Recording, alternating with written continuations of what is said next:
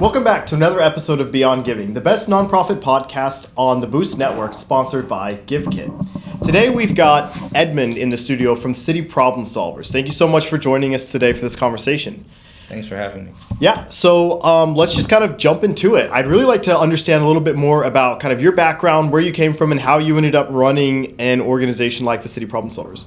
Yeah, well, my wife and family came out here from Waco, Texas, and this was where we had our home for the first time. We were first-time homeowners, and we realized that no matter how hard we try cleaning up in our neighborhood on the back side of our fence, the very same day there's garbage back there.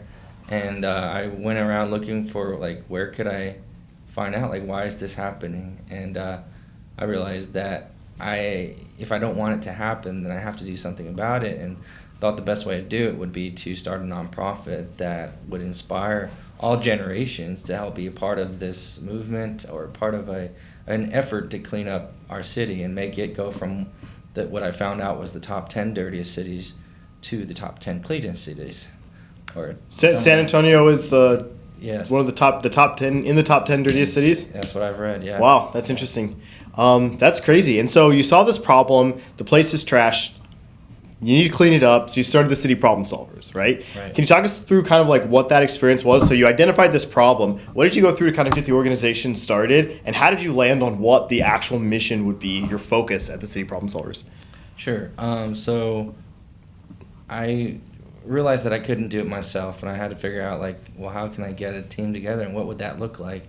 I realized that changing the mindset was an important thing, and that needs to be done on all levels.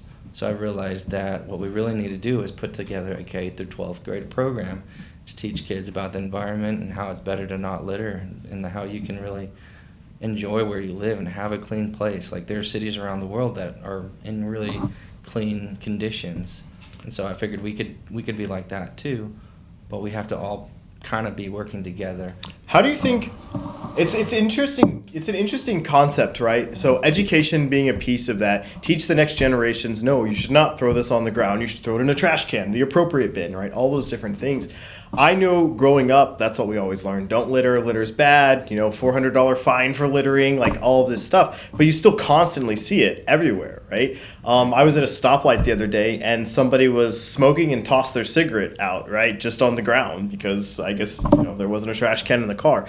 You see around these public park trash cans, you see trash around them on the ground instead of in them. So when does it come from an education thing to an accountability, or what is the next step after that? You're teaching them not to litter, but they're still littering. Yeah, well, there's so many potential solutions to the problem, and we need to use more than one solution. So we would like to have people come out and join us at City Hall so we can advocate for please do not litter signs, and I think that'll help. It'd be one of the needed solutions. If we can get the signs up, it's I've been to a lot of places and haven't seen them, but it is considered just to get on people's radar, to let people know, either as a reminder to people that others care, and we need to all be thinking about achieving a similar goal. Or even the shame of being the person that is the reason that sign is there, right? Right. Whatever gets the trash into the appropriate receptacle. Yeah. And so this initiative you're working with or advocating at the city, local city government for these signs, do you have particular places you need to place them, and what do you guys need to kind of help execute on that? I think starting off, we should go to parks and playgrounds because you got kids at an early age just learning for the first time about what's acceptable and what's not in life. And they see, even if it's just a piece of micro trash the size of a water bottle cap, that's something that they realize is, if they see it on the ground, acceptable. So that as they get older and they go to school, and if they, micro trash is a big one because you can be walking around somewhere and it could be anywhere. When you're driving, it's harder to see. But for anybody walking, especially kids who can't drive, you see a lot more of the micro trash. And so we want to primarily start off in parks and playgrounds, and then any point, any place of interest, any place that's really going to have a large group of people, if we can, find those spots and get permission to put the signs up there. We want to even if there's not a fine on it, I mean, like, you know, it'd be nice if it could be enforced to some degree, but what we're hoping is that if it gets to the point where it goes to court as an alternative to paying a fine, if the person who littered would actually just come join us instead on a cleanup. Yeah. I think that would be a lot better. And you know, it actually isn't like not fun. It's actually like sometimes looking for Easter eggs, you know, like finding little pieces. So I've gone on a couple of the City Problem Solvers cleanups locally, right? We did one not far from here. I think it was by the bridge under is that the 35 or the 37? Oh, yeah. And near 35. where your street fair was. Yeah, West Houston and 35. Yeah, and then there was one super north. And what was interesting about that is, you know, I'm like, okay, we'll go, this is a good thing. We need to help pick up trash, right? And I was surprised how, like, after we got a section cleaned up, how we were like, wow, you know, we cleaned this up. We physically made this section a better place, right? But you did see a lot of micro trash, right? Those little cigarette butts, those ball caps, little pieces of wrapper. You see a ton of that stuff. And I think we hauled away, bags and bags of trash on those cleanups. Yeah. When you first started like putting these together, how did you figure out that when you started building the City Problem Solvers, how did you figure out that like collective trash pickup is an area like when you're looking at the city and trying to figure out how to solve it? How did that become one of your main events? Well, I realized how important of a role the cleanliness of the environment plays on people in society. You know, businesses want to be where their employees can like live a good, clean life, and it shows like how well things are doing in general with the people and government, and our children are being raised here. You know, we want them to appreciate where they live as well. Definitely. And like, so in those cleanups, we hauled away a lot of trash. Do you know like how much tonnage or how much trash you guys have picked up across the area since you started? Have a rough idea? I'd say we've picked up tons of trash, but we're trying to focus our metrics on not just the weight of what we're picking up, but on the how many lives we are impacting in a good way. So at a playground where children are, you know, using that playground every day. You know, if we were to have a clicker, we can count how many people are there. Yep. But also, a lot of times people are driving by, and we can use our clicker on that as well. See how many people are driving by not seeing litter. And you might even be able to find these studies that have already been completed, right? What is the typical usage of this park? Traffic on this road that's adjacent. Right. You can probably find a lot of those metrics too. And so... And we could, if we were picking up micro trash, if we were to count it, it would be a lot. It would be, you know, millions of pieces. I'm not sure where we're at, but like one bag of micro trash is hundreds of thousands of pieces. And like when you say a bag, right, you're not filling up these like kitchen trash bags, right? These are like right. giant yard right. Bags, yeah. right? The city gave us a couple extra organic matter bins, those big green ones. So we put a liner in that one, and it can fill up a lot. Yeah, what we do when we go around cleanup is we give each volunteer a 5-gallon bucket and a grabber, and they can unload into that giant organic matter bin. Right. So collectively, it adds up to a lot, and it means a lot. And what we're doing in the cleanup is a necessary remediation towards the problem that we have, but we're hoping to also work towards protection as well, so to keep it from happening in the first place. And so that's why all our programming has to work together. Right. As getting into a K through 12th grade programming for the kids, and to give them an opportunity to actually see what it's like when they have to clean up their mess or somebody else's mess.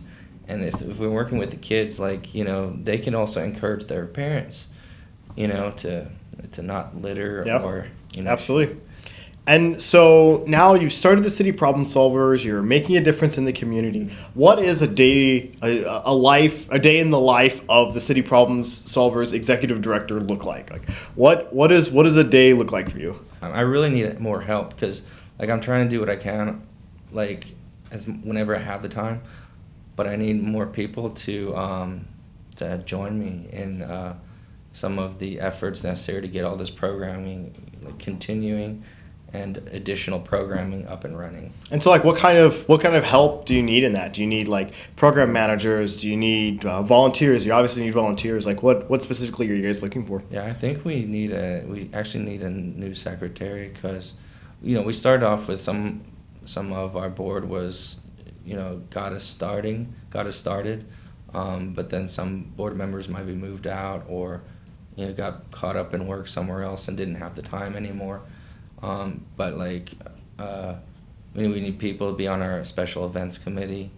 We need people to help us with different specific programming of city problem solvers. So for like the cleanup program, the K through 12th grade program, we have a homeless outreach program as well.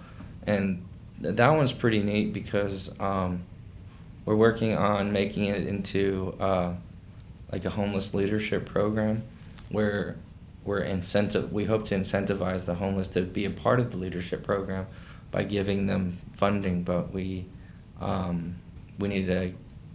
there's a lot that needs to be done. So you've got a couple board seats that you're going to be filling soon. You've got committees to run these different things. One of the things that I think about when you're talking about the different programs and the things that you might need committees for is you have an annual awards ceremony, right? Mm-hmm. Can you tell us a little bit about what that is and like the impact that's had for the city problem solvers? Sure. So we've had the past 2 years and we're having again this year. And what that does is recognize people in communities that have done something good in their community, and it also inspires people to do good in their communities. So we've had it out at the Windcrest Civic Center the past 2 years.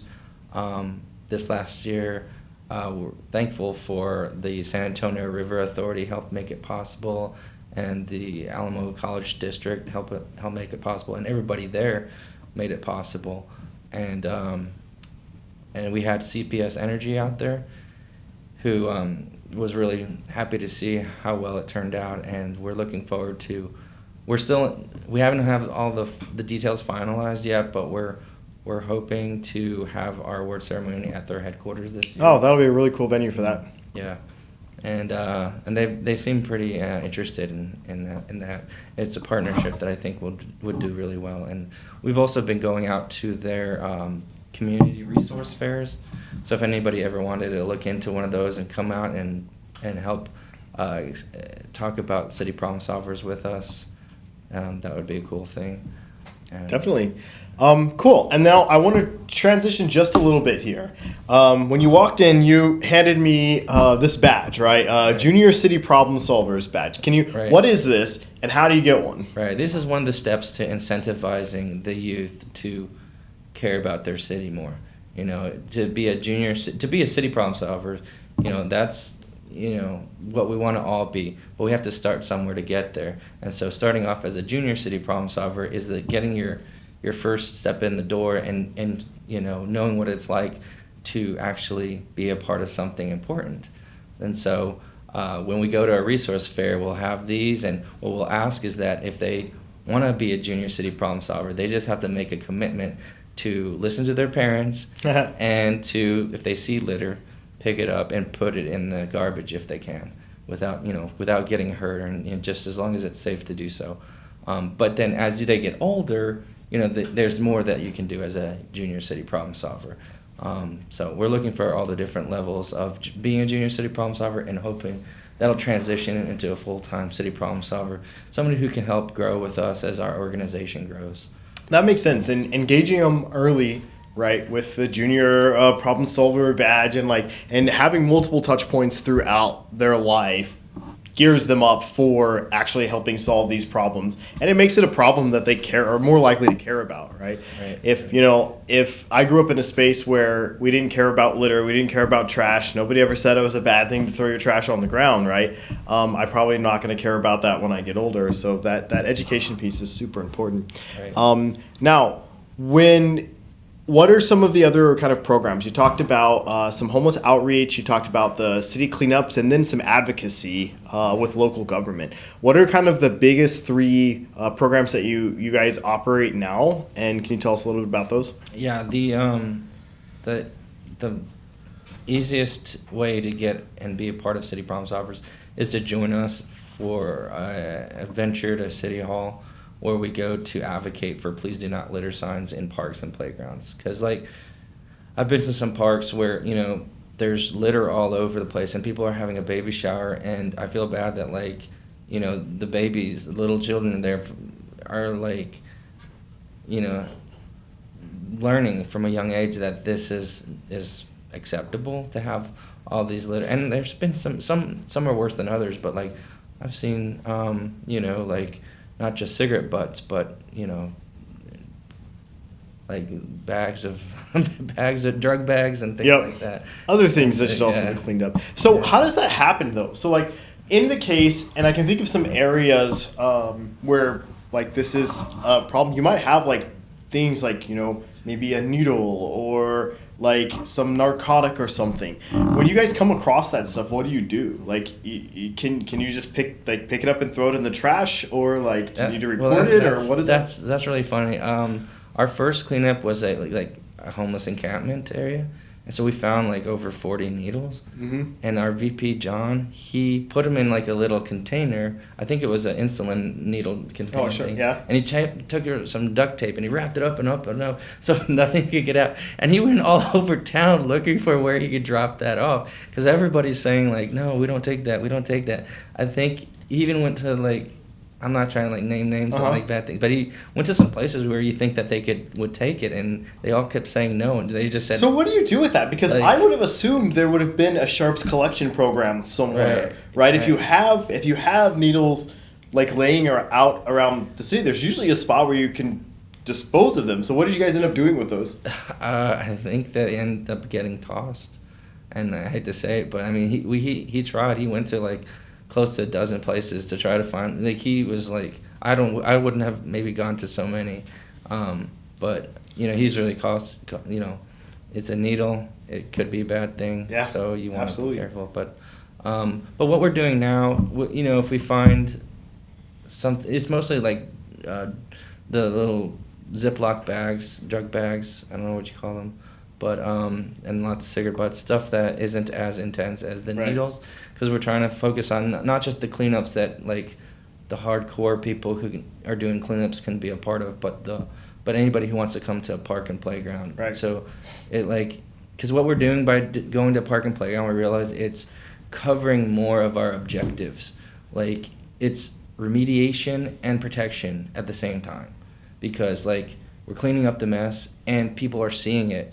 So people see it, they realize that it shouldn't have happened in the first place. Yep. And that's how we change the mindset, by, like, letting people realize, like, oh, maybe I shouldn't litter. And so, you know, maybe it'll be less next time, or eventually, you know, we can get enough people to realize that it's something we're fighting against. And so what do you think the impact is? How old is the City Problem Solvers? About 3 years. 3 years. And so what do you, like, looking back when you first got started 3 years ago, and then looking at the different things you're doing now, how do you think that impact has scaled over those 3 years? And, like, what's the biggest surprise that you learned during that process? I think we've made a decent amount of progress in the 3 years, and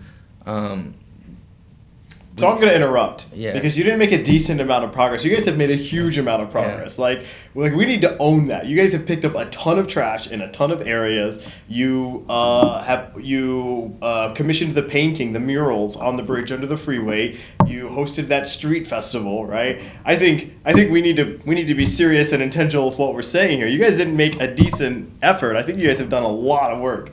Right. Well, I'm trying to figure out how to quantify that in a way that expresses how, like, from when we started off to where we're at, and we have the purposes of our organization. We started off with you know, getting it official with the state of Texas, and I believe we're fulfilling those, like, and we're taking off, like, all the different things, like we're working with the homeless, we're doing our cleanups, we're revitalizing neighborhoods, and we're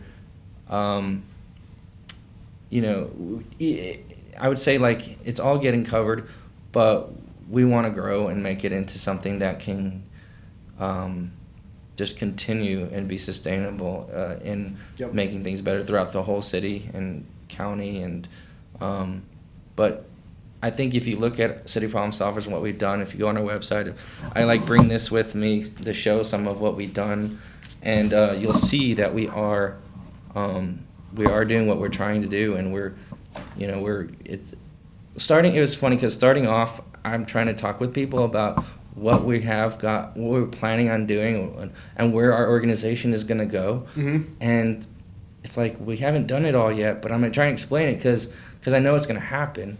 But now at this point, we've done enough where you can actually see what we've done, and so you can sort of, it becomes more of the vision of our organization is starting to take shape more. And so, if you came and if you go on our website, you can see some of that. If you spend time with us, you'll be able to hear about the things that we've done, and it's tough because I want to tell everybody everything we've done, but there's actually starting to be quite a lot of what we've done, and so. So now you're not talking about what will happen. You're saying this is what we did, right? You can point people exactly how your organization's going. I don't I've got these are some of our cleanup crew. You might have been in this one. Which one was this? This was that one District 5 cleanup, I think, or. Yeah, there you are. Oh, yep, there's us. Oh, wow. Yeah, and this is half of the crew. We took two pictures for this cleanup, one thing we need help with. We're covering the cost of it right now, but we bought a portable toilet unit, and we have that downtown for the homeless to use after hours. But we're getting cleaned up every week, and that costs a servicing fee. So if anybody wants to help contribute to that, they can. Let's see. Well, we're gonna keep going to resource fairs. Yep. And when we do this, this trophy here, if you want to clean up in the area around you, we'll give you a 5-gallon bucket and some grabbers, mostly for children, or for any adults or anybody. But it's just a sort of way of saying thank you and to let you know that what you do is deserving of recognition.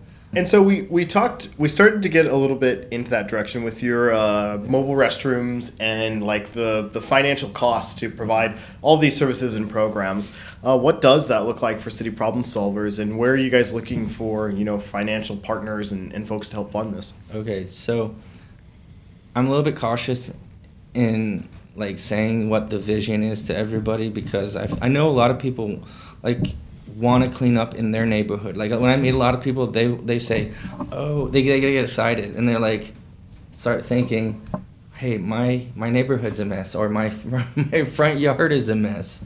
And it's hey, any chance you would like to come to a homeowners association? And not to say that's a bad thing or anything, but they want to get specific and need to do a cleanup in their front yard or something like that. And that's a potential a potential fundraising angle, though, right? Right. Because this is what you guys do, right? And then you charge whatever the commercial rate would be for something like that, or even slightly less. Right. That could be an interesting, fun way to do fundraising. Yeah, and I don't think that it's not something we will do, but I think we're not there yet, and so we're sticking to our citywide cleanup program called the San Antonio Cleanup Countdown, where we have predetermined location throughout the city where we do a cleanup in a district each month. And we want to go beyond that, but we need the support for that. So we need more volunteers. And what we can do is, once we find out about some cleanup locations outside of this program, we can put that on our event website, we can put it on GiveKit. Yep, absolutely. And let people know where we're going to be, where you have opportunities to help out beyond this program. And what's the name of this podcast? Beyond Giving? Beyond Giving, yep. So, yeah, that would be a perfect match for that. But right now... and so when's your next cleanup? It's going to be this month on the 23rd. Okay, so May 23rd, and you do these... It's coming up in a day or two. Okay, yeah, I don't know what the date is already. Yeah. So this episode won't be out before then, but you do them monthly in each district, right? Right. And so your next district is what number? Will be in 8 or 7, depending on when this comes out. The one we're doing this month is going to be at Mission Lock Hill Cemetery. It'll be a Memorial Day cleanup. Oh, okay. So that's cool. Clean up around graves so that'll be good timing for that. And so what can volunteers expect when they show up to one of these city cleanups? Like, do you provide like vests and safety things like that? Yeah. What can they expect to find? We started off with the Adopt a Spot program, which we still have Adopt a Spot locations, and their requirements are, bright clothing, vests, safety cones, and like safety equipment. And so we basically have the necessities to keep yourself in safe conditioning. We advise you to wear closed-toed shoes. And it really depends. We want you to wear all the safety clothing and whatever's going to keep you safe while doing a cleanup. Probably comfortable shoes because you do a lot of walking, right? If it's cold, probably a jacket. The last cleanup we did with you guys, it was cold. Oh, it was cold. And I ended up getting this so I have this ski jacket in my closet that I ended up digging out for that. But I originally was going to wear shorts, and so dress appropriately. Yeah. But and how are these cleanups children friendly? So if I have a little 5-year-old or 4-year-old, I don't know how old they start picking up trash, but when we're going to parks and playgrounds, there are, and we. You need a guardian with you. Either way, you're going to have to either sign a waiver or have your guardian sign the waiver for you. And then we give you a 5-gallon bucket and a long reach grabbers, and it's you fill it up as much as you can and you empty it into the larger organic matter bin that we have. We'll start at 9, we'll go to 12 or close to 12. Each location's a little bit different, but it's making a difference in people out there seeing us do a cleanup and picking up litter, which there's so much of in the city. Right. It's impossible to really definitely do it all in even just a group once a month. So we're hoping people see that we're one of many groups that are needed throughout the city. If you want to start a group, you don't have to be a part of our city problem solvers. We advise, because it's not going to happen. But if you just want to help out, City Problem Solvers is a really easy way to get involved, to start giving back to your community and helping clean that trash up, right? Yeah, we're hoping people will want to become leaders through City Problem Solvers in different areas throughout the city. So to recap the folks that you're looking for, you've got some board seats that you want to fill. You're looking for coordinators or leaders for your committees and for your different initiatives. And then you're also looking for volunteers that can just help out, right? At these cleanups, that can volunteer at your award ceremony, probably, different things like that. Yeah, there's really so much going through my head and what we need help with and what we plan on doing. And it gets to be where it can be a lot of fun. It really... I think we had a blast. It'll be magical. If we can get fully operating it, solving problems in the city and speaking of which, I know what I was gonna say before. Let's do it. Okay, so a lot of people want to help out here locally in San Antonio, which I totally understand because we've got a lot of problems, and I was I wasn't saying I was against cleaning up in outside of this program, but so because people really want help outside of this program here in San Antonio, I'm a little bit hesitant to sort of say what I envision for City Problem Solvers in the long term, which is helping out in cities around the world that have either no or poor sanitation systems. So there is a plan to scale to different cities. Yeah. Okay. So I realize we're not in this world alone, and so there's cities out there in this world that are worse than ours, much worse than ours. And for the people that just want to help in their area, that's fine too, right? Because they can become a city problem solver in San Antonio, in Dallas, and wherever. Yeah, and we're not trying to leave San Antonio. We're trying to help make San Antonio be the best it can be, and so but. For those who want to know more about where we want to go someday, it is to help out in cities around the world. That's awesome. I think it's a really cool mission. And so where can people learn online or socials, learn more about City Problem Solvers and learn about these different openings that you have, areas that you need help? You can go to our website at cityproblemsolvers.org. If you want to scan this QR code, that takes you to a web page where you can see some of the ways we need help. And you can, if it doesn't say something you're interested in, you can always send us a comment or use a form to let us know what your area of expertise is or what you would like to do as a city problem solver, because there's so many ways that you can help us. An organization is made up of so many people working in so many different ways that we need some influencers. We need people to help us with our social media, and if there's something that you're good at, let us know, because Awesome. And then, of course, you're always raising money for your different programs as well, which they can learn more about on your website. Is that cityproblemsolvers.org? Cityproblems.org. And if you want to donate, you can donate through, using Zelle or something like that to donate at cityproblemsolvers.org. Awesome. Cool. Yeah. And is there anything else before we wrap up? Any other final thoughts or important things about City Problem Solvers that our viewers should know? Getting involved with us, learning more about us. As you get more involved, you'll really be able to tell other people about us and help us to grow. So really become those kind of community ambassadors, right? For cleaner, better places. Yeah. And it can be a lot of fun when we go to some of these resource fairs and vendor markets. There's a lot of people out there. There's a lot going on, and they're really actually excited about what we're trying to do. And so we need people to come out and because when I start talking with some people and it's just me and maybe one or two other people, more people show up, and then I feel bad when I have to tell somebody, sorry, I want to speak to this other person before they walk off, Right. So it's nice to have more people to to have someone to talk to when you get to our table at our resource fair that we're at. Okay, awesome. Yeah, thank you so much for joining us on Beyond Giving, Edmund. It was a great conversation, and I really enjoyed learning more about the City Problem Solvers and the different impact that you're creating in the community. Thanks. I really appreciate being on your podcast. Had a good time. Thanks for everybody tuning in to the podcast, and we appreciate it so much. Thanks. Awesome. Yep. And visit cityproblemsolvers.org. You can find them on socials for ways to donate and ways for you to get involved and help clean up your city. See you next time on Beyond Giving, the best nonprofit show on the Boost Network, sponsored by GiveKit.